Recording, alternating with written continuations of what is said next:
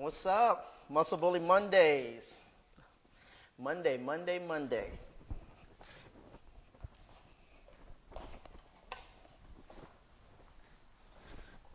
We'll get this gang going in a second. Wait for a couple people and our special guests.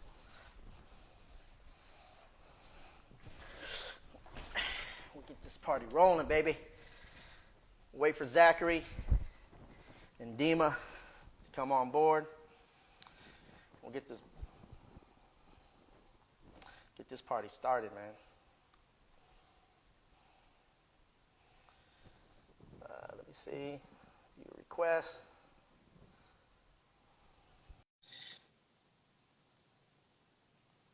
Let's see here. Accept. There we go. What's up, Zach? Can you hear me? Yeah, can you hear me? Can you hear me? Yeah, can you hear me? Let me take this off. I may have to unplug this.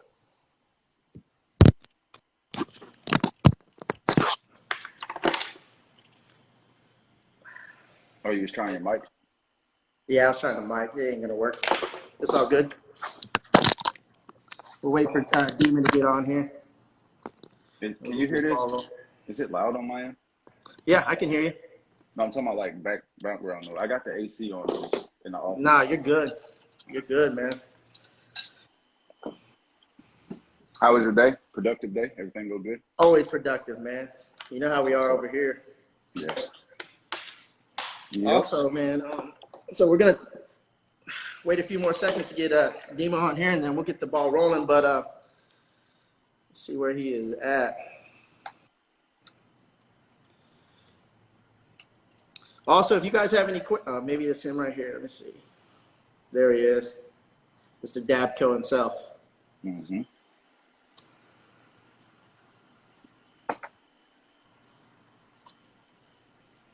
Hey. There he is. There he is. What's going on, brother? How are you guys?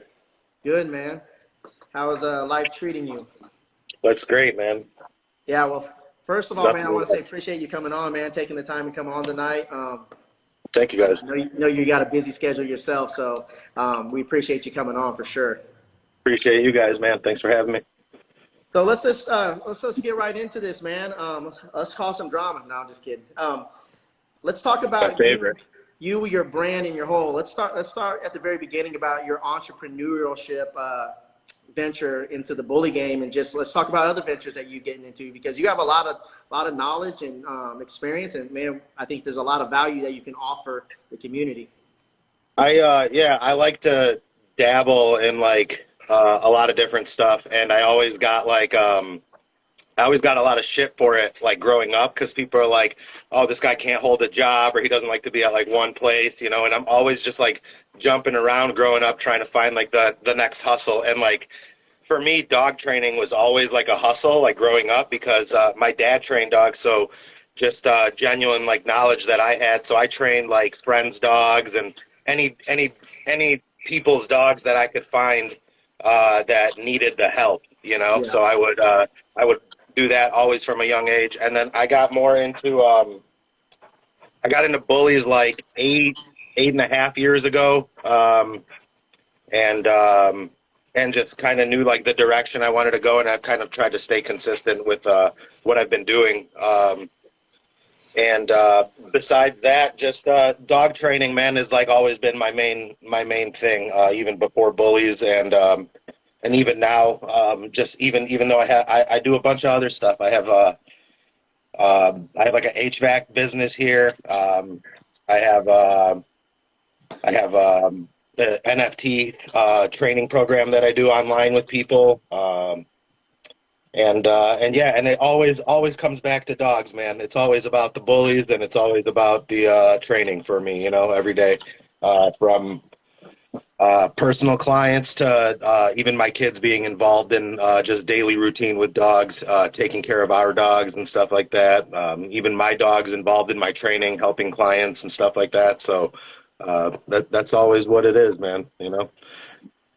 Yeah, it's good to hear. What field of training, like what is your like expertise in training? Like these like show training, like sport training, or No, just obedience, or just no, everything? I love show training, but it's not my like field. My field is rehabilitation with dogs, and I've always just been asked to take people's like bad dogs, like, and it's just like help this dog, or we have to put it down, or help this dog, or we have to give it away. So it's always Yeah. like it's always behavior modification, rehab. Sometimes it's minimal and it's able to be done with the owner one on one. Sometimes it's extensive, and I end up having to take their dog for a period of time and then working directly with them. Um, that became a huge thing to me, like probably when I was like 19, 20.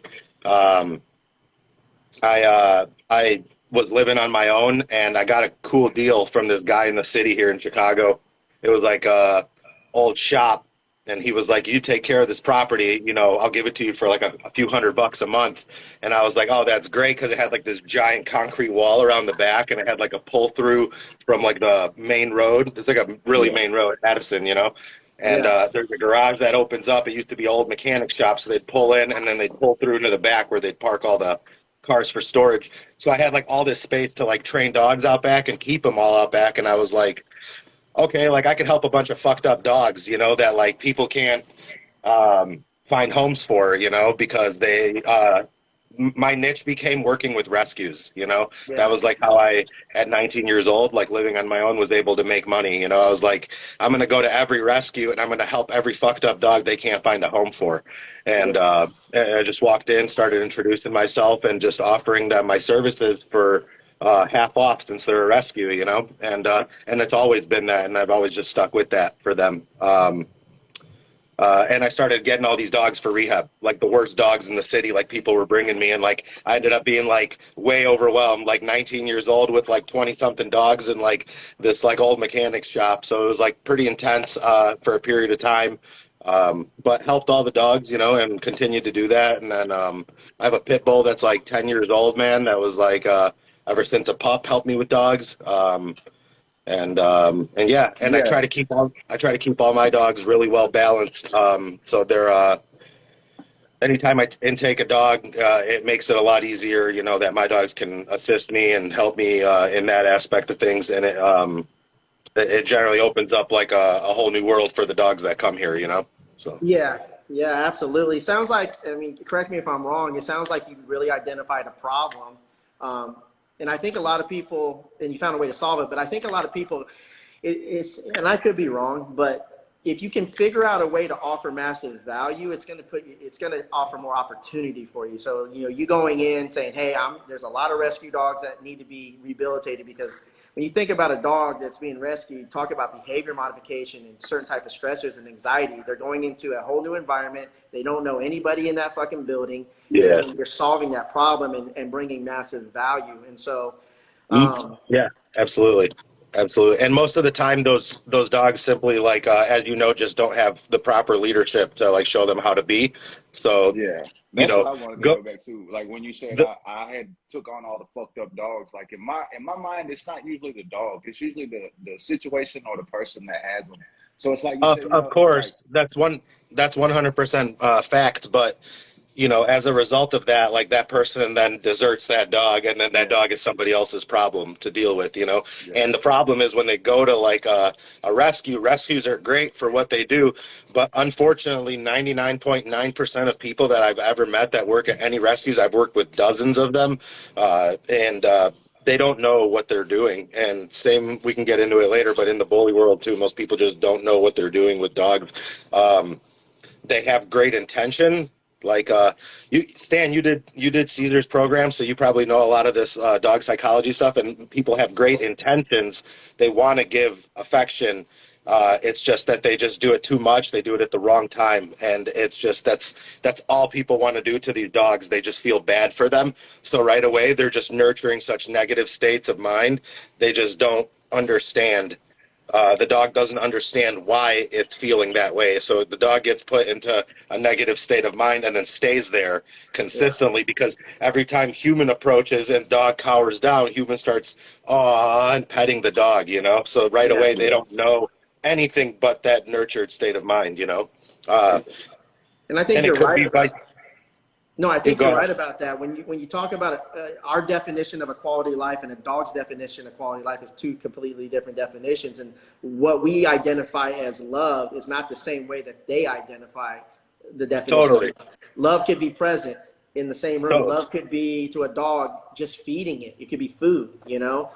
just being in peace next to the dog is great for the dog, you know. Yeah. Just being in like a peaceful state of mind and a calm state of mind. Most people right away they never get there with that dog until they like leave that dog alone, and they really don't know that they're doing good for the dog, but just by leaving it alone, you know. And letting the dog just be, you know, but they're constantly nurturing either that, it could be the opposite. It could be excited, very excited state of mind, or anxious state of mind, you know. It's constantly, who's a good boy? Who's a good boy? You know, and just constantly keeping the dog hyped up.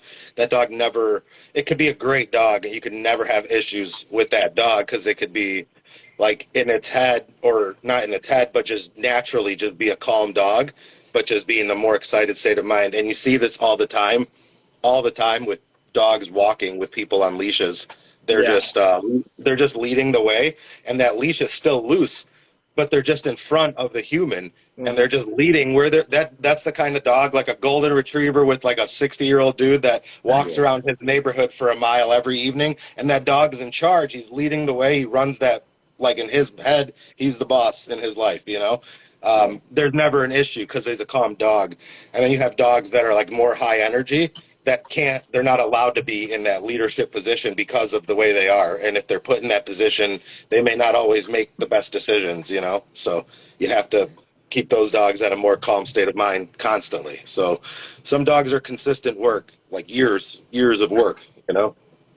Yeah, I think it really boils down to people not really understanding the psychology of a dog. Like we spoke a lot on the last episode, and it's like there's so many boundaries that they initially let the dog cross to be a pet that it's like you automatically have screwed up, like from the jump. Like everything's bad from here on out. Like you've allowed it to get this far, and it's like they don't understand what they've done, and they definitely don't know what to do to bring it back to fix it. So then it just becomes like, then they end up having to hit somebody like you, and they're like, this dog is just madhouse. He's insane. Like I can't deal with him. Yeah. And you get him in like, oh, bro, this dude's a sweetheart. Like, you know.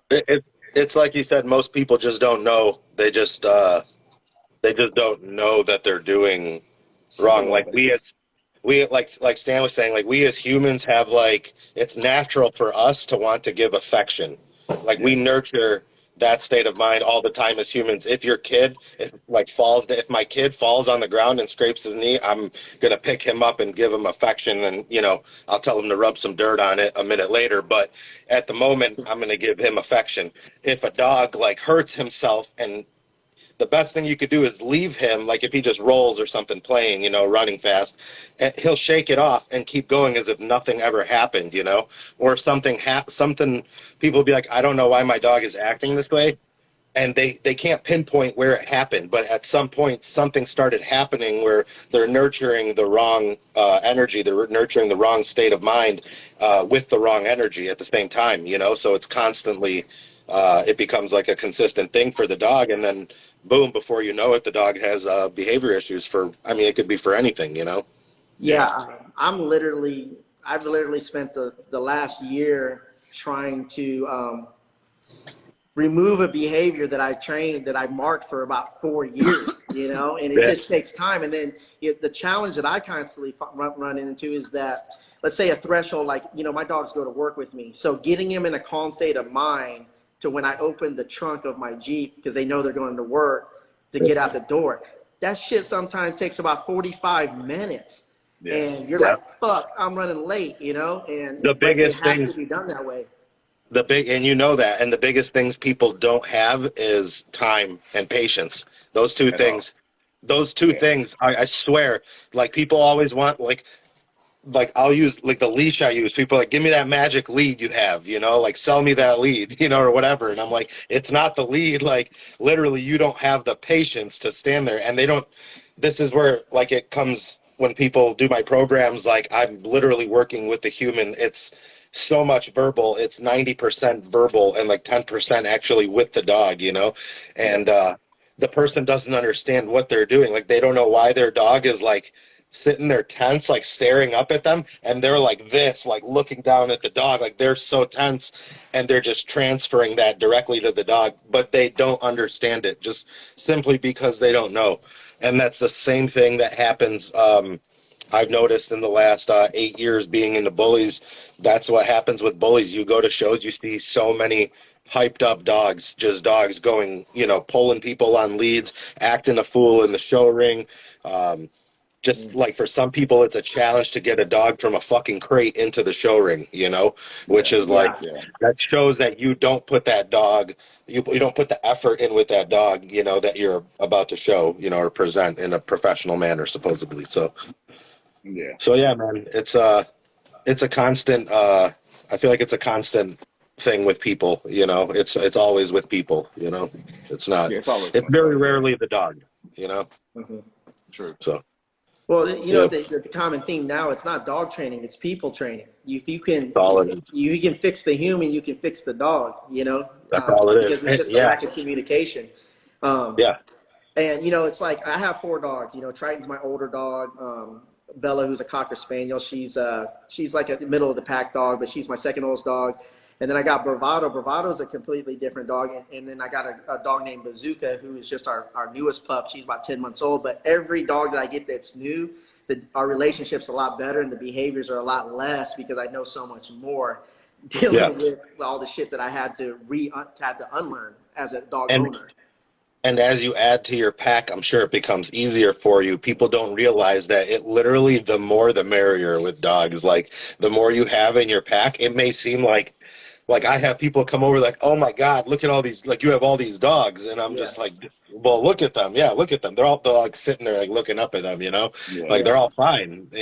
Sometimes when you have one, like, or 2, it's so much harder to, you put too much energy into like that 1 or 2, if that makes sense. Like, you put too much effort, so much effort into it that you're almost not where you need to be to get the dog where you want him to be, it's hard to match that energy level properly, when so much focus is going on one dog. And I do this with like my clients, like I'll bring a couple dogs to work with their dog. And if they're having trouble walking, like this is the first thing we do. It's so simple, just walking the dog, but it's the first thing we do. And if they can't get like their one dog to walk like beside them or behind them, like I literally just hand them a pack of like 4 or 5 dogs to walk. And they're like, oh my God, this is amazing that I can walk 4 or 5 dogs when I couldn't even walk one dog 5 minutes ago.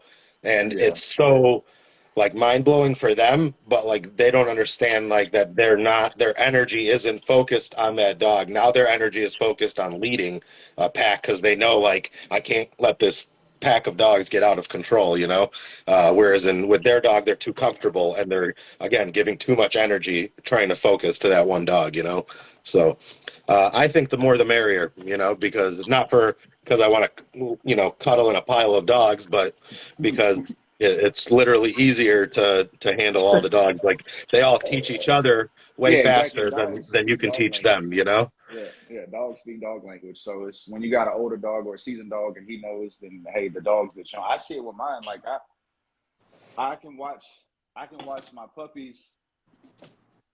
It's a morale booster. It's a confidence booster. It's a lot when that older dog, especially if it's their parent, for sure.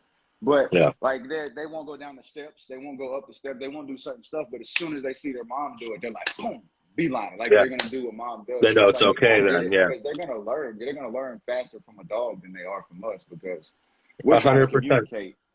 Yeah. Well, 100%. One thing I learned is like the less I talk, the more I communicate to the dog, So when you think about dogs, one thing I learned is they're born, it's nose. The second is eyes, right? 2 weeks later, the eyes open. Then it's their ears. But people, like a lot of dog owners, are constantly talking and talking and talking.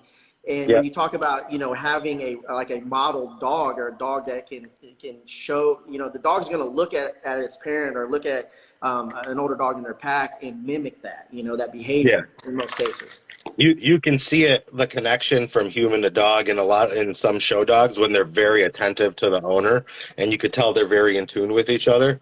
But like you said, talking, it's like the first thing we do, to the dog, but it's not the first thing the dog understands in life. And unfortunately that messes up for for a lot of the dogs, you know, because they don't use their natural energy, which is their nose, to like read what's going on around them, you know, in the situation. They're instead using like their sight, you know, to figure it out, or sound to figure it out. Like you hear a boom, boom, boom at the door and the dogs start barking. They're using their sound. They don't even know what's going on yet, you know. Yeah. Or a person walking with a dog and they see a dog across the street, you know, a quarter mile away, and right away you see like the dog's energy change, the stance changes, the ears go up, and the dog gets alert, you know, to the dog across the street because they're using their vision, you know. I think like what you said about the less you talk is like a huge role like that plays into that, and especially it could be huge for dog owners, because I tell people that all the time, like as part of their homework, their first week, all the time is try to not talk to your dog, and like they laugh at me and they're like, and I'm like, no, I'm serious, don't talk to your dog, you know, just put a leash on and just go, just do what you're doing, you know. Yeah, I mean, we've literally been conditioned to talk, and we don't really, like, as dog owners, we just don't understand. Man, we don't understand that we're marking a lot of things that we don't want, you know, and that's just. Here's a good way to really understand and like break it and separate it. Like there's human psychology and there's dog psychology, right? And human psychology with a dog is like obedience training, and it's using words and excitement to get the dog to do what you want it to do, and then rewarding for it. So you're nurturing that state of mind to respond to that command or whatever you're teaching at that moment. Mm-hmm. And then in the other aspect, in dog psychology, we're not using words and excitement. We're not talking. We're using either, you know, some semi-corrections based training, and then reward for, so like we're correcting for the improper behavior and then rewarding for the energy level that we want, you know. And the biggest problem that people have with that, with achieving that, is getting themselves in the right in the proper state of mind before they start working with their dog. They don't know that their dog is going to mirror what they're doing, you know. So they're just, it becomes like a frustration thing. And like I said, it goes back to that whole like patience and time thing, you know. Like people are like, I don't have 20 minutes to stand at the door before my dog calms down, you know what I mean? But that's dog psychology, you know. Your dog's not going to calm down. Like, you have to. You have to, as long as it takes, man. I mean, I don't care. Like I do like multi-week programs for people, and I'll come back and I'll see how everything is, and I'll talk to them throughout the week and Snapchat and all that stuff. But like, I'll come back, and if there is no progression from the week before, guess what we're doing? We're doing the same exact thing. And I've had people be like, well, we're doing the same thing and it's not working. And I have to, like, again, go over it, try to offer different tips and, you know, that can help them. But like, if they can't progress, we can't go forward, you know? So, unfortunately, that's a lot of people, you know. That was something, my dad was military dog handler, and like that in a sense it's like when we would come home, like when people get to the house and their dog's there and like their dog goes ape shit, they're just like, oh, I'm happy to see you. Most people are like, hey buddy, hey. That's the first thing people do. Bro. Yeah. It's like, no. So it's like when we would come home as kids, like, you know, you're a kid, but you want to see the dog, but like we weren't allowed to touch them or let them out the crate until they were like completely calm. Like, don't talk to them, don't speak to them, don't look at them, wait for them to chill, and then let them out. And like, I see it all it's the time. so funny that's taught. That's taught to people though. Like you walk in and they're like, say hi to my dog. Here we go. And like that that whole scenario for the dog is like such a thing. It's like a celebration that a human walked into the door. So they're like, hey, what's up? And they jump up on you and the human's like rewarding it. And, you know, people are just like everywhere. People are so okay with that. Like 90% of people, I would say, like are okay with that, you know, but don't understand that it's a major issue, you know. Well, you know, you spoke about energy a little bit earlier. How much do you feel energy plays a role in the show ring, for example? If, you know, like I commonly see it, you know, let's say you have a nervous handler, you know, that dog feels that uncertainty. What's your thoughts on that? It could be nervous handler. I've seen a nervous judge, you know, I've seen it from both ends. I've seen dogs snap at judges and they don't know why. And I'm like, I could see the tension from across the show ring, you know. But yeah, nervous handler definitely can play a role with it. What I've seen more than nervous is I've seen anxious Mm. handlers. They're Anxiety, very yeah. anxious, whether it be the competition, whether it be, whether they're new to it, but I've seen that a lot more, I feel, than nervous, even in the ring. No, And I've learned and that you, firsthand. and you see it in the dog, and I mean, Yeah. I know how to, I've worked with dogs that try to bite people's faces off and try to kill other dogs before. And some of the first times I ever got in the show ring, I was a little anxious and nervous myself. You know what I mean? Like when you're trying something new, you get that way, as comfortable as you are with the situation. Like when I started doing rehabilitation, like I was nervous because like I did a whole bunch of book work, but then it was time to put it into play, and like start doing it. Yeah. Um, so same thing in the ring. I think like people get that anxiety, and that definitely transfers to the dog. You see it in the dog. The dog stiffens up. I'll give you an example with a pup I'm training. He's 9 months old. He's a great show dog. He I learned how to, I teach all my dogs how to free stack, and I bait them forward and I teach them how to correct their feet and step back and move forward to correct themselves, Hmm. as if I was showing even though I don't show in like AKC or anything, but as if I was showing in like a professional show ring where I'm not really allowed to touch the dog a lot. So I teach them that so they know that, and they know how to hard stack too, where I actually grab them, fix the lead, fix their front legs, fix their back legs, load up their hocks. Um, but this dog, as long as I'm free stacking him and I'm baiting him forward, he sets himself up so nicely. He's got a very clean top line. He sets himself up real nice. But if I try to like grab the leash and like tighten up, and this is exact result of not enough repetition and me not spending enough time doing it with him, I'm not like hardcore in the show ring, Yeah. I don't fly wherever every weekend, but like if I did, this would be the wrong way to be doing it with this dog, but I'm kind of taking it slow with him. But he'll stiffen up. If I try to hard stack him, he'll stiffen up his legs and he'll almost start leaning forward without like putting his angulation into the actual stack. And it causes a much different look. I filmed it, so I put my phone, 8 feet in front of me and filmed it both ways just to see how he does it on very steady on concrete, like outside, so Yeah. there's no slipping or anything. So I seen exactly how he does it and the difference and what causes it. And he's just he's not conditioned enough in that aspect of it, where he's Yeah. The confidence. Yeah. where he's handled more, and he's Yeah. okay with me like handling him. I have to like pick him up a little bit, move him around and get him used to it and like have someone go over him. But any other way, he's great. I mean, he's been out there already. He's grabbed like I think I took him to Florida right when he turned 6 months and he got like a first place, his first show. It was just for like experience, but just to Yeah. see how he does. So But that's yeah, go ahead. for the people that's watching, like, what is your ideal age? Like, what would you say would be the perfect time to take a puppy and start working with them? Not even for show passion, but just just general being a Like well-rounded experience. dog. Yeah, just being like just having the knowledge. Like, what age do you think is the perfect time to start teaching your dog normal obedient stuff to where we don't see the problems we see now, like with the crazy jumping, the You excessive can play on start the. you could start with a dog so early. Like you have to think that like they start from birth. They start learning right from birth. So I mean, I've trained service dogs in the past, and I start from a very, very young age when they're barely crawling without their eyes open, even just for scent, and to assess like which one is going to have what it takes to like go further and become like a service dog.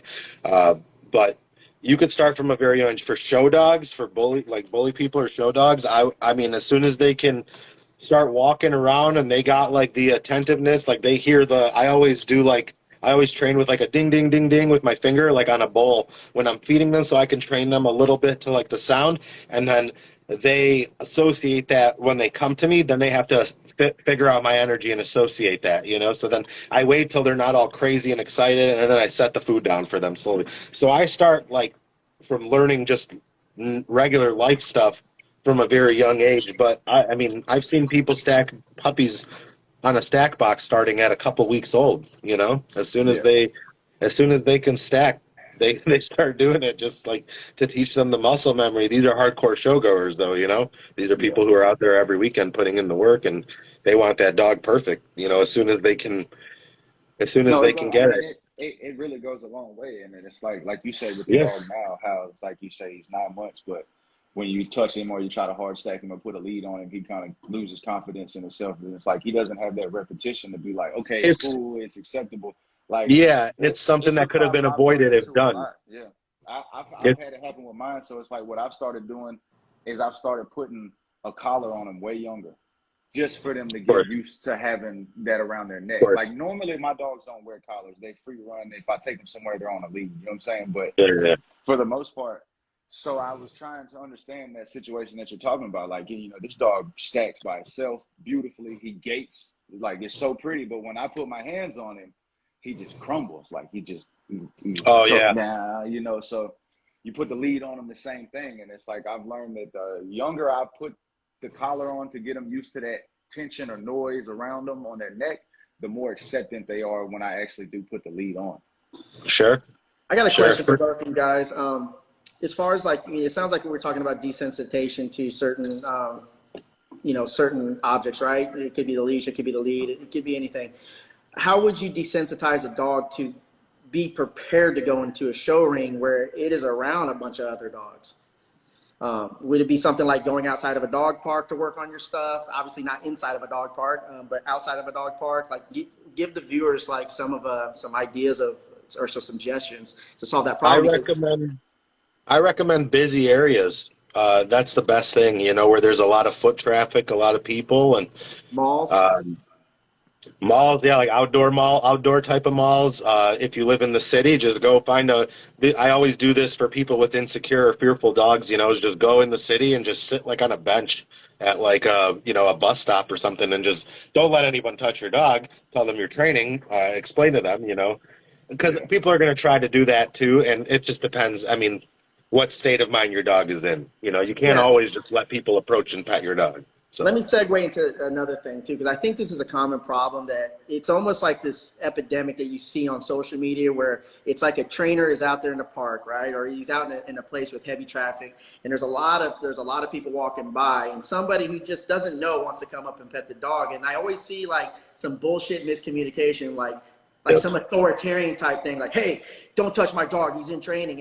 It's like, to me, I think that's just a terrible approach to want to inspire other people to maybe train dogs, or even give it an opportunity to educate someone about how to program a dog. I think like what you said is like, Yeah. hey, I'm actually training my dog. He's a little bit nervous. If you don't mind, maybe you can assist me by doing like this. And I think that people would Yeah. get better results from that. That's way better. And I'm always like, when someone asks like, "Oh, can I pet the dog?" I'm like, "Yeah, of course, but we're training, so if you could just wait right there and just don't touch him, don't look at him, we're gonna get up and we'll come to you, and we'll let once he's calm." That, and again, it has to be that dog. If I'm with one of my calm dogs and he's already calm and he doesn't give a shit, like Yeah. who walks up and touches him, then I'm like, sure, go ahead. Yeah. But there's dogs, like when I take them to actually do that training, that you can't just let anybody just, yeah, go ahead and pet the dog just because you're out trying to train for that. Doesn't mean the dog is ready for that or right in the right state of mind at that moment. And again, you have to check yourself because you might not be in the right state of mind either. And Yeah. and that's probably what's affecting the dog mostly. So Yeah. I, As far as like for working dogs, I'm sure their the extensiveness of their training is like completely different than how I desocialize for show ring. Like basically like it. I go to Tractor Supply. It's like my favorite spot. And what I'll do is I'll take them and I usually go sit at the food aisle and just like sit on a bag of dog food. And like if anybody asks to touch my dog, the first thing I tell them yeah, but I make them understand like don't get overexcited, and I'm gonna make him sit down first. Like they tend to do the oh my god, a puppy, puppy, puppy, and then he starts jumping up and down, and like he's just going happy, happy, happy, which is cute and all, but at the same time, like we said on the first podcast, you don't want to teach them that because then you have situations where it's a kid, and that same dog is gonna think it's acceptable to get excited to jump on the dog. I mean, on the person, and then you have the episode where it's like, oh, you hurt my baby. So when I'm at yeah, Tractor Supply. And one thing I always say is like you'll never truly meet the energy that is at a show. Like there's nowhere you're going to go where you can find 200 dogs and that much going on. So it's like you can try to find places, but at Tractor Supply, like it's not really high traffic, but I'll sit there for 30 minutes, you know, and I'll just sit there and I'll let the people understand that, you know, he's being desocialized. Like I'm trying to break it, but you have to warn the people that want to pet your dog too, because they'll do the things that'll screw up everything you've trained them for, just off a natural being, you know, I want to touch your dog, you know. I think a big important thing at that moment is the approach from the person too. Like if your dog is already in a calm state of mind and you're telling that person that it's okay to go ahead and approach, you have to tell them how to like properly approach. Like a lot of people will walk up and hover over the dog, and like to the dog that's very intimidating, and the dog can like cower down, you know. Whereas you could come up and do like a little, so like turn sideways a little and maybe like squat down, so you're like on the dog's level, and then instead of going over the top, go underneath, you know, and try to like pet under here, and that kind of like pushes their jaw up and gives them a little confidence, you know. And so there's the right way to do it and the wrong way to do it, and most people again will not read the body language and understand. It's just unfortunately that's what it is. Most people will not do it, you know. So they just don't know. It's like a very like tough thing, because like you wish like everybody could learn that, but like there's just so many people and so many dogs, it's like impossible for everyone to understand that, you know what I mean? It's so hard to get people on board with that, you know. I think it's like one of those things. It's like when you condition a dog or you mark bad behaviors, it takes let's say you've been doing it for 3 years. It may take you up to 3 years to fix that modification, right?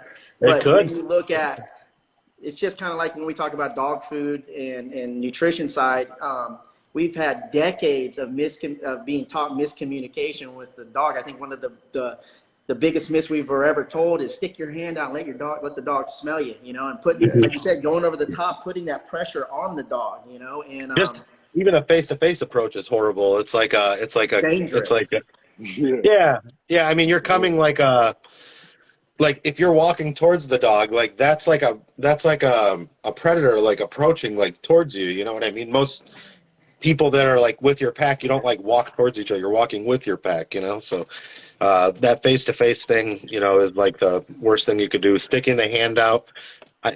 My brother, like of all people, my brother, oh, this is a cool dog you got. And it's like this little black and white furry dog with like long ears. I don't even know. It was like some like spaniel something mixed, you know. And I was like, don't put your hand out by the dog. She bites. That's why she's here. He's like, oh, she's fine, man. Sticks his hand out, bam, and drew blood. And I'm like, I told you, don't stick your hand out to the dog. And then you literally stuck your hand out to the dog. That's what you get, you know. And it's interesting, man. You know, every time I meet new dogs, there's no eye contact really. If I go in somebody's house, there's no eye contact, completely ignore. And I went over to my girl. She watches these dogs like over at this lady's house. It's a really big, nice ass house. She has like 3 dogs over there. None of the dogs knew me. They're kind of skeptical about people in general. And then within 30 minutes, I was sitting on the couch and all the dogs are like laying on top of me. Never met me before, but it was just how I communicated with them. I thought that was really interesting. Totally chill approach, probably, you know. I kept my energy, you know. I think that's another thing people don't understand is how energy affects a dog, man. Like if you're having a bad day and you're coming in and you're angry, that shit you can see it in your dog's body language that they know that you're not up to par today.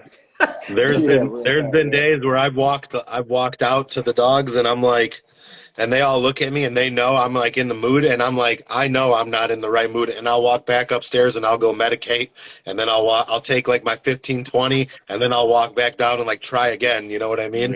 And like sometimes you can't just like, if you approach like in any sort of like training, or for me it's deeper than just like training, like a training session or an exercise. It's like just daily communication with the dogs, you know. So if I approach in a negative way, like I mentally know I'm doing it wrong, and then that puts like a damper on me, you know. So I can't do it that way. I can't allow myself to do it that way. I just won't. And I always tell people like it's better to just wait and just not approach and try again in a little bit, because if you do it the wrong way, if you're if you're approaching from like a frustrated state of mind or like an angry state of mind, it's the wrong way, and you're not doing any good to the dogs anyways, you know? Yeah. So, I think, you know, I've learned a lot from dogs, and one of the things that I really learned from a dog is with the relationship with the dog, there's no plays off, right? Like every moment with that dog counts. If you let them get away with a certain thing, it's like it's a massive win for them. What are some things that you guys have learned from dogs that kind of like transition to your daily life in general? Like question. discipline Yes, in life, man. You know, discipline is like such a tough word for people. I notice, like when I tell people like that's like part of the recipe to having a well-balanced dog, they're like discipline, and they think it's like a very like aggressive like approach, and it's like I think of it more as like a discipline like army instead of like discipline like you're telling someone what to do and like putting them in check. But when I break it down to people, and you know, and I talk to people and tell them like how it's like creating rules and creating your own like and boundaries, and people will tell me like I'll work with somebody for weeks and they're like, man, we started using your training on our kids, and I'm just like, it's crazy. I was going to segue into that, like, you know, boundaries. That's another thing that taught me, you know, like especially on the human side, if your energy's not, if you're not bringing me value, and you know, and you got negative energy, you're a negative individual, I'll fucking like, you get cut off. You don't have no access to me anymore. You know what I mean? Yeah, you don't need to. Yeah, you don't need to be involved. That, it's just been so much more peaceful. Hey, it's the same thing in a pack. If you guys have any questions, I mean, you guys are coming on. If you guys have any questions for us too, man, feel free to ask us. We're here to help bring value to you. I mean, you got some really great minds on here. Are you seeing the same questions we're seeing? Like it's all the same? Yeah, I think so. Yeah. Dude says, yo, off topic, but do you offer a 50-pound bag of XDOG food and or offer a bulk? Yeah, we do offer bulk deals, man. Just sign up for our wholesale program and you'll get really killer prices. But if you guys have any dog questions, man, ask us. I mean, we got some great dog minds on. So this is what we're here to do for Muscle Bully Mondays, is to bring you guys value. And I mean, we're dog people, so we're gonna get deep. We're gonna get balls into the dogs. So I think I'm gonna start by answering the question. I think I thought about it the whole time I was talking. I was like, damn, that is a deep ass question. Like, what? I think it's got to be consistency, bro. Like, yeah, it's like just like you said. Like, if a dog does horrible attitudes for 3 years, it's gonna take 3 years to fix it. So it's like if you're trying to, for one, create a show dog or any type of good dog, it's like that one day that you take that break, you don't understand. Like, you just set yourself back 2-3 weeks. So it's like I've learned being consistent. Like as far as, like you said, being disciplined with them, like how far I have to go consistently to be disciplined. Like I got one dog that'll try me every day when I let him outside. And it's like try me like a 2-year-old, like he wants to piss on every single bush in the front yard. I'm like, bro, I've watched you piss like 18 times, and like he'll like try and look back and then like keep going and try. And I'm like, bro, so it's like the consistency of working with him, and now I've got him to the point where it's like he knows, like we're come outside for 2 different reasons. We're either gonna be out here playing or we're gonna be out here going to the bathroom. So it's like either one of the two. And it's like when he understood and I was consistent every single day on not letting him play me like that, like just wander around and be like dun dun dun dun. Now he's consistent with it and he understands the discipline is there. And it's like, just like you said, I think people take discipline, when you say discipline towards dog, the wrong way. They're like, oh, they think punishment, right? Yeah, discipline equals dog? Like what? It's not punishment. Yeah. It's actually structure. Reward. It's actually structure. Reward. And then correct me if I'm wrong, and maybe, you know, like, isn't it much easier if you're disciplined and consistent with like your personal daily routine? But if you build the same day, like a routine with your dog, it's much easier ownership with them, right? Dogs are like built on routine. And if you think about this, like if you ever don't know like how a dog should be acting like in a situation, just like refer to how you think that dog would do it in the wild. You know what I mean? And in the wild, that dog would have a routine every single day. Like you go in like, you know what you do every day. You get up and you have a routine every day. In the morning, I wake up. Yeah, I got my daily habits in the morning.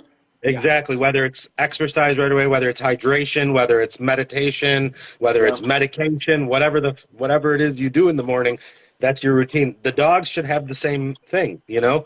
And people say, oh, I don't have time. And it's like, you kind of just have to make the time. Like, you kind of just have to make it part of your day. Unfortunately, for most people, they lack like the consistency, like he said, to Yeah. do it all the time. Day You know what in, I day mean? out. Yeah. Well, you Yeah. know, like you said, like in the wild, and we talked about this last week, Zach, is like, you know, we've made it so convenient for dogs, right? That's why there's a lot of behavior issues. So when you think about in the wild, let's say a stray dog, coyote, wolf, they wake up, what do? They have to go search for their food in hopes, they go hunting in hopes to potentially eat. But let's say they get lucky and they make that kill. Now they make the kill. What are they doing? If they're part of a pack, they're trying to figure out who's the hierarchy amongst that pack, fighting for that position. Then they're tearing the food apart, mental stimulation. Then they eat. Then they clean each other off. And then what happens? They relax. They go to sleep. And that's their routine every day. But we don't exercise them. We pour food in the bowl. We set it down. We don't make them work for it. There's no daily training. And then we wonder why the dog's tearing the shit up out of the bed. But And we have that's and that's if they catch the food in the wild. You know what I yeah. mean? They don't stop the exercise at all. They don't say like, "Yo, we've had Yeah. bad luck for 3 days. Let's fuck going hunting Yeah. today." You know? Yeah. They No, still it's go just out keep and going. they migrate, they move forward, and they hunt every single day, no matter what, whether they catch food or not. You know what I mean? Yeah. And we don't do that with dogs. Like the consistency isn't there. You know? So here's a question for you guys. C. Austin the third. I don't know if you guys can read it, but I'll just read it out. How do y'all recommend bringing in a new puppy to my pack? Currently have a 1-year-old Bayou blood kennel pup and getting a female from Scuddy Time Zeta baby. Go ahead. Uh, You can answer. I would go ahead and bring that dog in a very calm manner, making sure that your dogs are all in a calm state of mind when you introduce the dog, and making sure that you're keeping an eye on the puppy, that it's not becoming a troublemaker, because it could also have an effect on the dogs that are already in your pack. You know, so you kind of still have to maintain leadership like at all times. You can't just let the puppy have the run of the house, because they'll maybe not at first, but they'll get very comfortable very quickly, and then they'll start tearing stuff up, peeing on stuff. If you don't stick with the routine, if you don't put them on a potty schedule, an eating schedule, an exercise schedule, all that stuff is really important. And with your dogs, the same thing, making sure that you have control of your dogs and that they're in the proper state of mind when introducing the dog, letting the puppy that you're bringing in know to be submissive to your dogs. Um, you know, a lot of the time people bring in an excited puppy and they'll just let him go crazy, and the dog's Yeah. all over the Oh, place. puppy, puppy, The puppy. puppy has no fear. Some of them have Yeah. no fear at all, man. They've just been loved on their whole life. So like all they know is like excitement. So, and it's okay. It's a puppy. Like it's nowhere. It's just 8 weeks, 10 weeks, 12 weeks old, whatever. Um, but it's okay to start right away, right when you bring that puppy into the home. It's okay to throw like a light little loose leash on that puppy and just start trying to teach him to slowly walk around a little bit with your dogs and just be in tune with you guys and your routine, you know. Otherwise, these dogs are pack animals. So like if you don't create like the routine for them, and if you don't show the leadership for them, they'll like try to do it themselves. And unfortunately, most of the time it's the wrong decision. So Yeah, it's usually destruction. yeah. What about you, um, Zach? yeah, I tend to bring my dogs outside first. I don't know why. It's just something I do. I kind of like let them go outside and kind of they like you said, dogs don't go off. They're sensing, they're smelling first. So it's like I kind of want to get the puppies sense of what's going on, but I also want my dogs to smell the new puppy. And it's like I don't want I know for a fact none of my dogs are aggressive towards dogs, right? So it's like I would never have that problem. But in a situation like with new dogs, like I don't think puppies are as hard to bring in the house as a grown dog is. Like most of the time, adult dogs, unless like you said, you're just letting the puppy run wild, he's nipping and biting, and your adult dogs are finally gonna have enough of it and be like, "Hey, knock it off," and you're gonna be, "Oh my God, he's just putting the dog in check."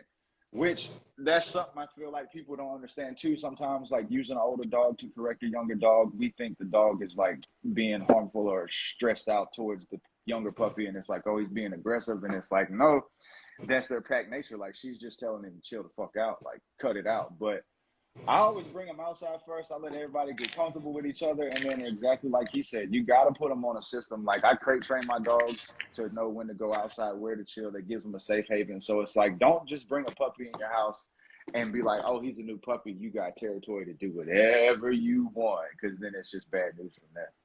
Yep. All right, so we got 2 questions. Next question is from Stephanie_Big Mike Bullies.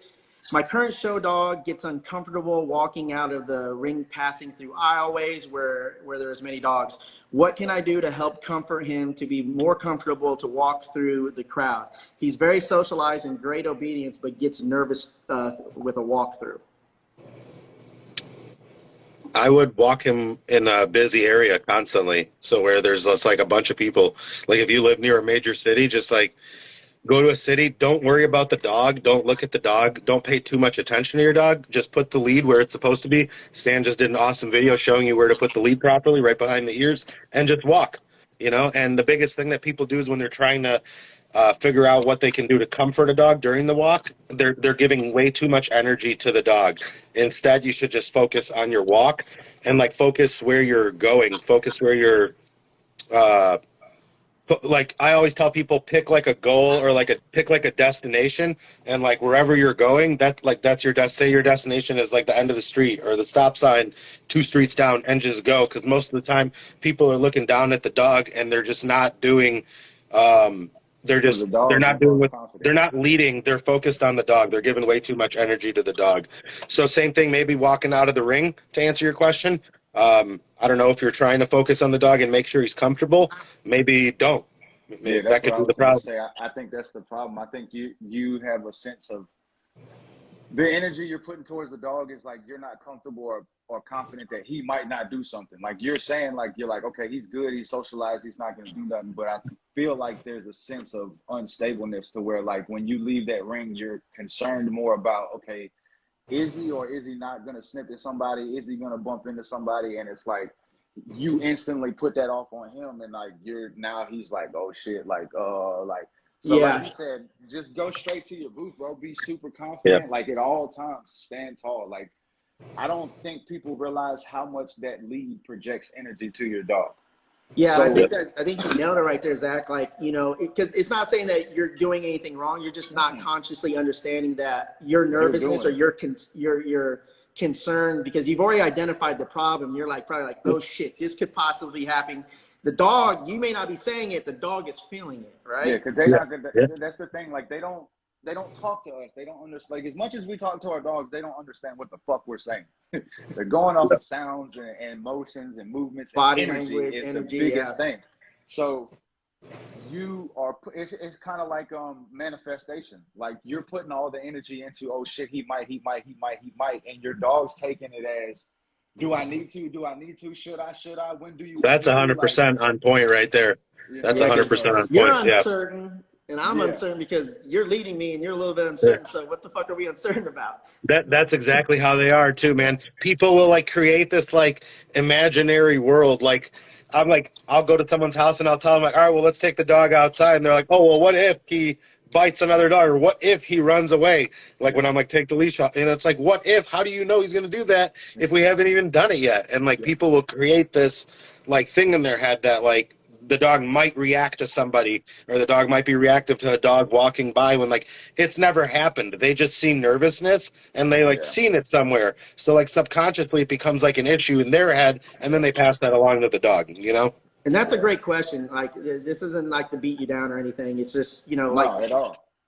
Us on a personal level, we've learned a lot on a personal level that we have to identify that any problems that we're dealing with is on us, and just being consciously aware is really good.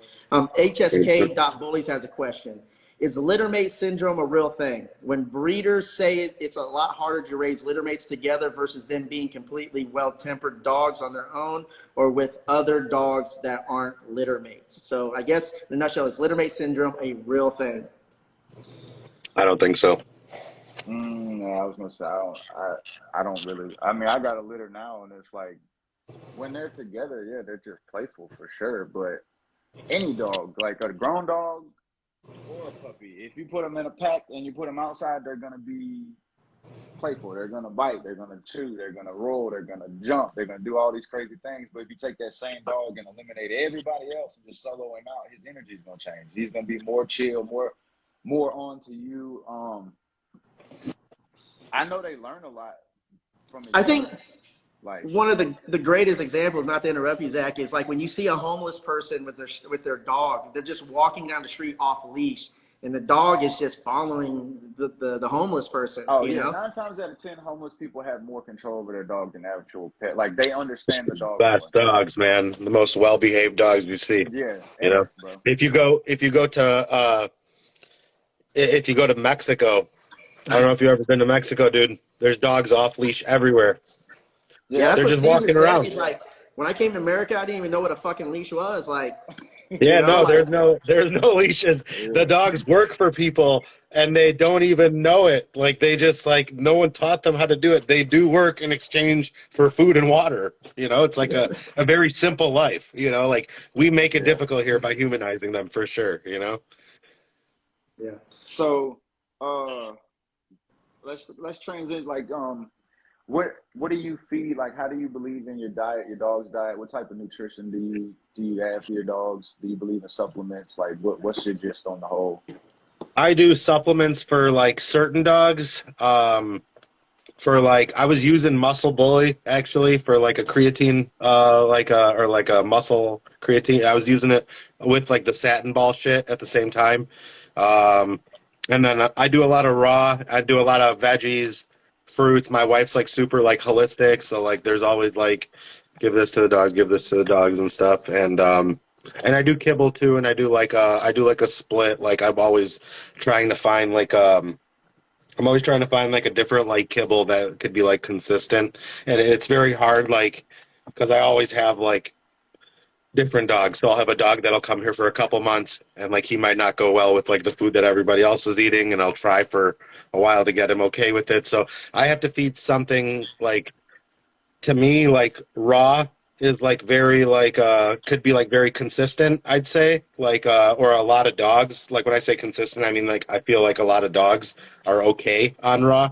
And then I kind of just like test what I can add in and what I can't, you know, and see what works. But I feel like I've never had like a consistency in food, like where I could just like feed one kind of food like for all the dogs. It never has worked, you know. Yeah, so it's impossible. I'm always switching things up, you know. I'm always trying and different stuff. So yeah, case by case on every dog is always going to be different. I have 4 dogs; they all eat different. Bazooka, the pup, she'll eat anything. When I'm saying like I can throw raw liver where my other dogs won't eat raw liver, but they'll eat the freeze dried liver, you know. And so they all eat different completely. Yeah. So it's just one of those things. Like it's always going to be a case by case scenario. Whole food sources are always going to be superior to cooked foods, you know. So it doesn't matter what people say when you have a piece of raw chicken versus a cooked piece of raw chicken versus a chicken in a kibble. They're all going to be digested completely different. And if you feed all 3, you're going to get what I call like a fucking zebra swirl shit. Like you can see the difference between the kibble digestion and the turd and the other. You might not even see the raw because it's going to be processed a lot more efficiently. Yeah, absolutely. I think the same. Like it processes a lot different. I could see it in the turds outside. You know, when you feed a raw, like more raw food, and you see the difference. And not to like, you know, talk about shit a lot, but like the shit is so much easier to like clean up and take care of the dog and everything when like you're feeding a healthier diet, you know. You can tell a lot about your dog's health by its shit, you know. By its shit. Yeah. And like it's like, bro, I've learned that so many people are blind to that. Like when I first started going to dog shows and we like step outside to let one of my dogs take a shit or whatever, and I'm like looking at the other dogs and it's just like, dude, your dog just fucking plastered the ground, just like straight diarrhea, and they're just like, oh, just go back inside. And I'm like, bro, like there might be something wrong with your dog, bro. Like it happens, man. Hey, a lot of that happens from nervousness in dogs too. You know, I've seen it happen. I took my dog Slim to Champs trade show. It's it's like a weed show, like for like vendors, you know, like here in Chicago at Donald E. Stevens. So like a ton of vendors around. Everybody wants to take pictures with Slim, obviously, at the show. And we're walking through the show, and right in the middle of the show, Slim squats, and just like and this is a dog that's very, very socialized, very used to being in public places, very used to being in the show ring, you know, just nervous. I don't know about you, Zach, but when I used to perform, I always had to take a shit before I got on stage. Like always get the bubbles. I get in before shows like now when I go in the show ring like with the dogs, like that's one thing I had to learn to control, like my anxiety being like so new to something and like what if this happens? What if? And like going back to that, like dude said, he said that makes sense. I get to thinking of other dogs versus my dog. So as he's leaving the ring, he's playing out this scenario of good versus bad. Like, oh, that dog might whoop my dog's ass, or my dog might whoop that dog's ass. And your dog's like, hey, bro. But you know, again, too, just try to get back to my crate and get my treat. You know. Yeah, being a loving dog owner, it's just like, I mean, we care about our dogs, so we don't want our dogs to get hurt, so we're trying to protect them. But at the end of the day, we're not really communicating with them correctly. But here's another question: how do you guys get through to your clients when you suggest them to try new things? I've tried giving friends advice to help their dogs in the ring with issues they're doing in the ring, but it seems like they take it in one ear and out the other. Let me answer that first, and then I'll ask Jake, because so this is a problem that I had too. So your dog is going to have a different agreement with everybody in your household, for example. So I had to teach my girl, I had to teach my children how to communicate, because the agreement that my dogs have with me, they didn't have the same agreement with them. And so they may be marking bad behaviors that they didn't want, and that my dogs would not do to me as a whole, because the agreement's different. And also, like when my friends and stuff come over, I stop them at the door. If they're not going to respect my boundaries and saying, hey, these are my dogs, please don't do this, please don't do that, you just can't come to my house, you know? And so, you know, you can try to help people as much as possible, but that's all you really can do, man. But I think you just need to have very clear communication. But I'll let you guys answer, you know, as well. You go ahead, Dima. Because you deal with a lot of clients on the training side, so I think, Dima, this is a great question for you. Like, how do you get to them and let them know that they're the actual problem? I have to be very blunt and honest with people. It's like I feel like you're it's an asshole. You're such an asshole. I feel like it's the only way to be with people, you know. As far as like, I've had people literally be like, I'll tell them, I'm like, do you know why your dog is peeing in the house? And the guy's like, yeah, because she's a little bitch. That's his answer. And I'm like, so there's certain people that I always do a consultation and evaluation first. And like, I was talking about this the other day with Steve from Pack Leader Dogs. And it's like, I'm very picky with like my clientele. You know what I mean? Because if I don't feel, not because like I don't want the clients, like of course I want the business, but like if I don't feel that I can help you as a person, what's the point? I tell people straight up, like, I don't want to waste my time and I don't want to waste your money. You know what I mean? Yeah. So it has to be like, I have to see that I can help them. You know what I mean? And that's how I get through. And then going forward, like, okay, so they agree there. That's one thing. And then going forward about actually teaching them something, how to get through to them and something they don't understand is repetition. And like I was saying at the beginning of the video, if there's something that they're not understanding, I have to figure out a different way to present it to them. Maybe like create like a scenario or use an example of something that may happen, you know, or ask them to tell me like, what's the problem? Like what's been happening? What's the worst thing that you've been dealing with that, you know, we can focus on, you know? But in any case, to get through to somebody, I think is like repetition. Like I'll tell people if I'll look at what we did all week, and if I don't feel that they've progressed, then we have to keep focusing on the situation, you know, and what the issue is. So eventually people will be like, I understand. Like I have to get through this to get to the next step. Otherwise we can't go forward, you know? So yeah, I think like explaining it over and over and over. I feel like people conceive only so much when you talk to them, you know, like 10% or something. Yeah, so they can't so process just like it all at the same. explaining it over and over and over, especially for me, because this is so like my training specifically is so verbal. Like there's just so much information. So like for that, like I always have to tell people grab a notebook and like, and if you have, and write stuff down. And then if you have questions, like hit me up during the week, you know, if you have any questions. Um, Yeah. so When you think about it, like people think that they can just take their dog to the dog trainer and then the dog comes home and he's fixed. That's yeah, just the beginning. You're building just kind of like a fundamental foundation of what yeah, you're going to need to do for the rest of your life as long as you yeah, have that dog, you know? yeah. My favorite question is, so how long do you take the dog for? You know, because it's like, I don't always take the dog, you know, Yeah. and I don't know. I never know how long I take the dog for, you know? Yeah, I mean, every dog's different. There's no way Yeah. around it. Yeah, So, and it's not even the dogs; it's the people. Like going back to that, Yeah, like I could take your dog that's been aggressive with other dogs, and he could be fine and hanging out with my pack by tomorrow, you know. And then very and true. then you come into the yard, and all of a sudden he bites one of my dogs. I see it happen all the time, you know. It's like you yeah. just brought the energy here Yeah, that we don't want. Get back out of the yard, you know. So and then I have to start working with the person, you know. So, okay, so Stephanie asked again, in the ring, the dog handled great for me, but I showed the owner how to handle him. They don't get the same results because they do what you tried showing them. So, Zach, I think you can answer this. You deal with this a lot because you go to shows and people ask you to Oh, handle their dogs all the fucking time. yeah. I mean, it's one thing I won't do. I mean, unless I, I can't say I won't do it because the one time that I did go to a show with you, a friend of mine was like, "Hey, I'm in a bind. Like, I got this dog. I'm in this other ring. Can you help me out?" And I was like, "Fuck, I came here not to show dogs this time, but yeah, I got you."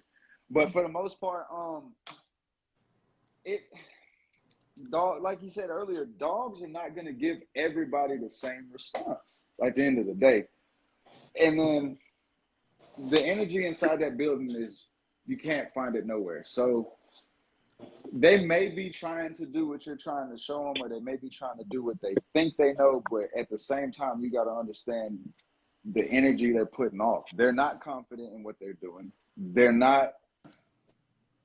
It, it's so many factors. Like, I mean, I'm not a professional. I don't call myself a professional handler. I breed and train and handle my own dogs.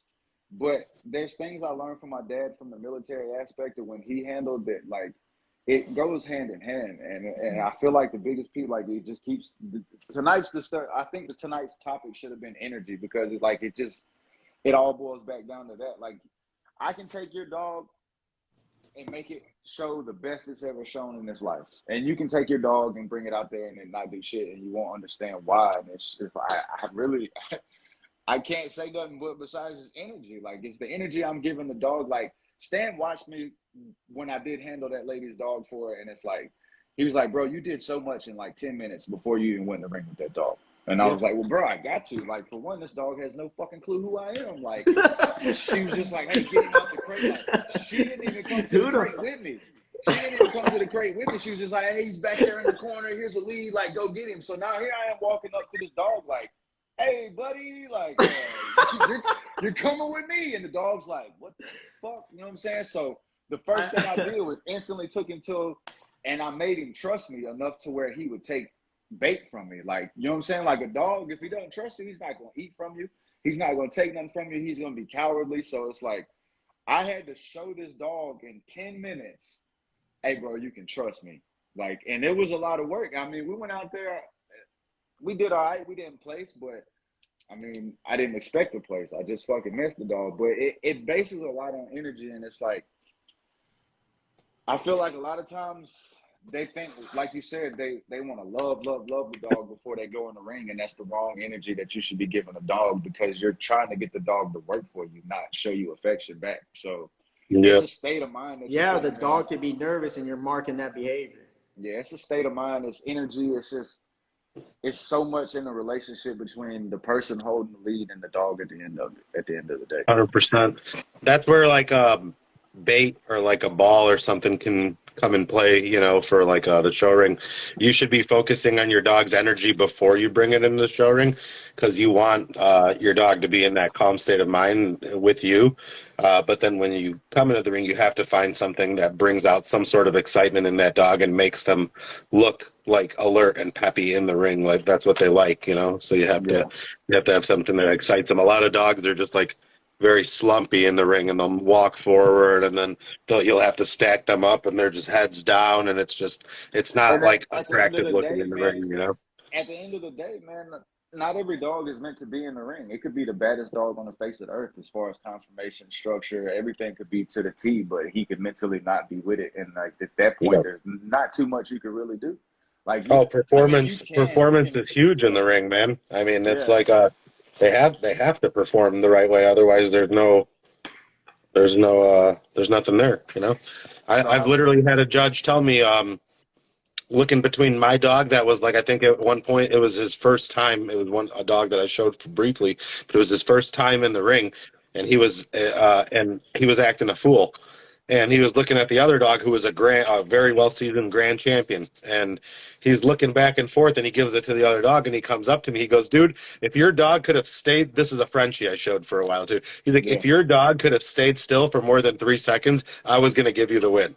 And I'm like, "Yep, I mean, I know it, man. The dog is great, proportioned perfectly the way he's supposed to be to the T, but you know, he's acting a damn fool. He's looking around, just being a fucking Frenchie, you know, just being crazy." Yeah. So just like had to work with him a little bit, and eventually the dog champed out, you know.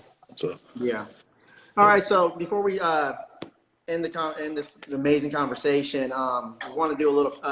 We wanted to talk about how to identify a muscle building product versus a basic product that may not be a product that actually offers muscle building benefits, right? And so we're gonna do a little contest here. I got 3 products. I have Muscle Bully Vita Bully.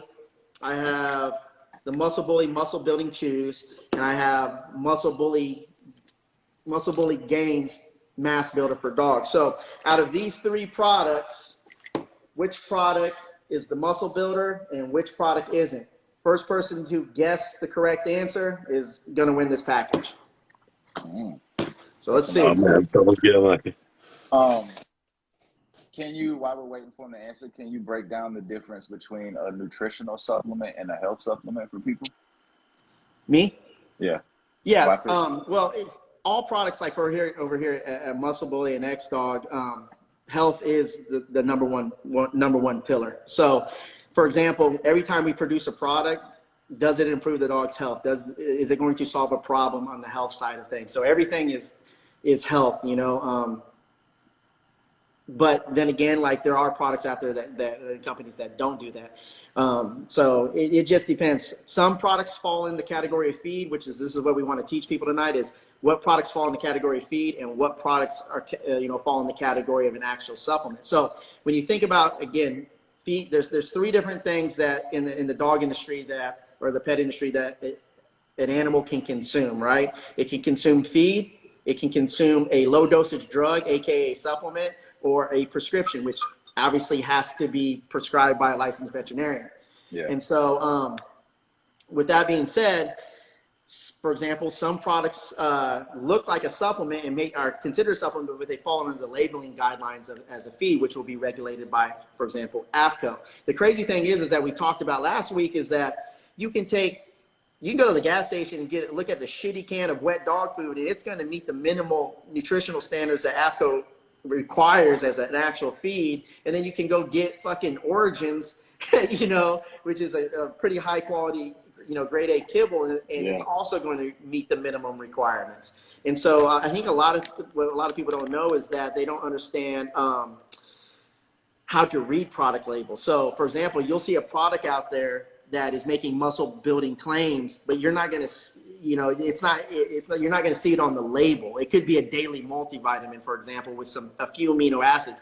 Doesn't mean it's going to fucking build muscle on your dog. And also the misconception of that when you're actually giving a muscle building product to your dog, for example, that you don't have to do the work. Like it's just a fucking magic chew and that you don't have to actually apply muscle retention. The reality is that, so we have a pillar, right?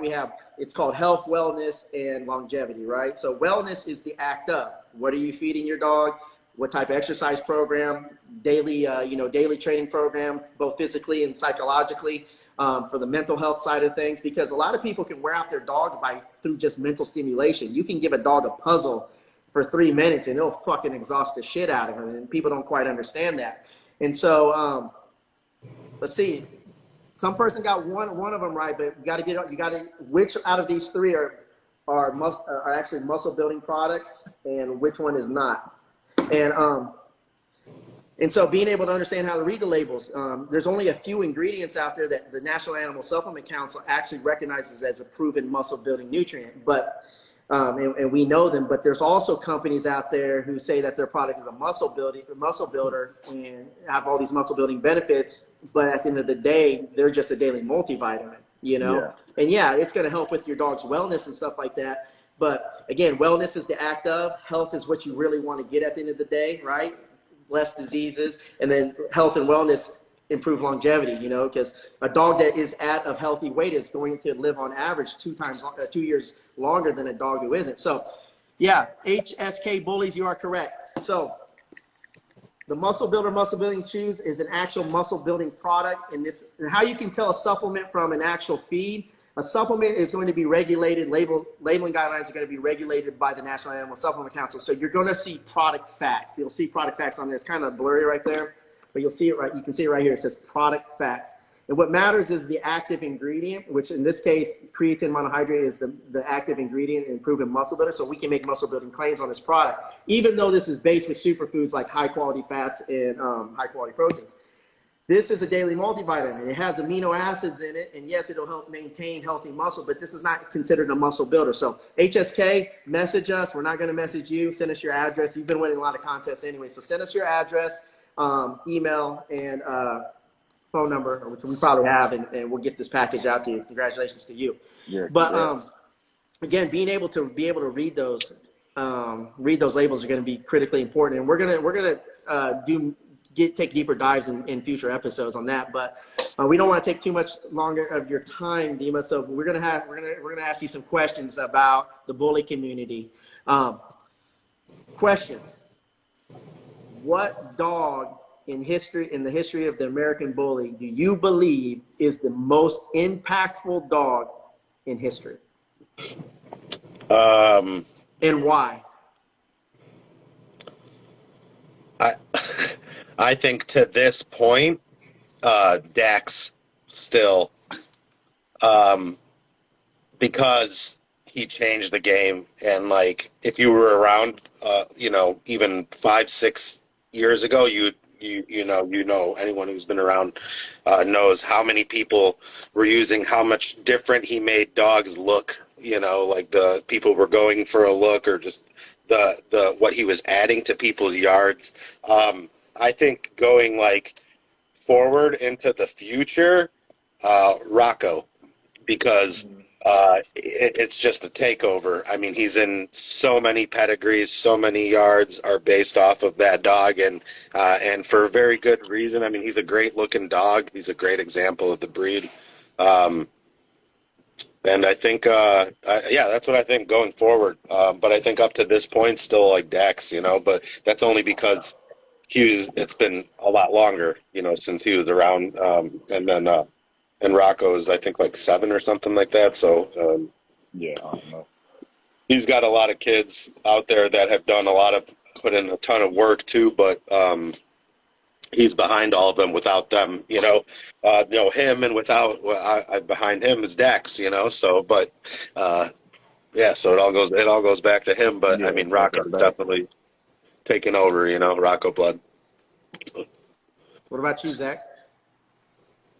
Nah, they gotta wait for my answer, bro. We got a lot of episodes. We gotta ask more things before I even say my answer.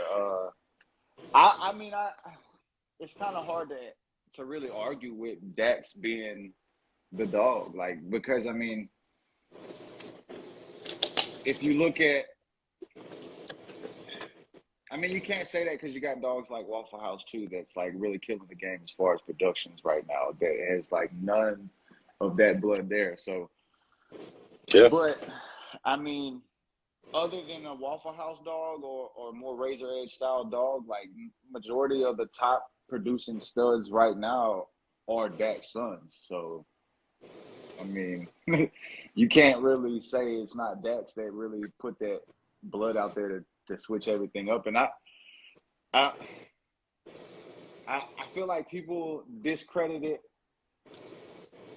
on the fact of what it actually brought to the table, like he said at the point in time. Like if you look at dogs prior to Dax, like it was a totally different breed of dog. Like it, and at the end of the day, there's so much hype and so much confusion and lies and stories and misbelief and disbelief of what he really came from as far as what's behind him as far as true blood. So it's like, I don't know. He changed the game. I mean, I think everybody's answer is going to be Dax, but yeah, I think it's a pretty find common out. answer for what dog changed the game. You know?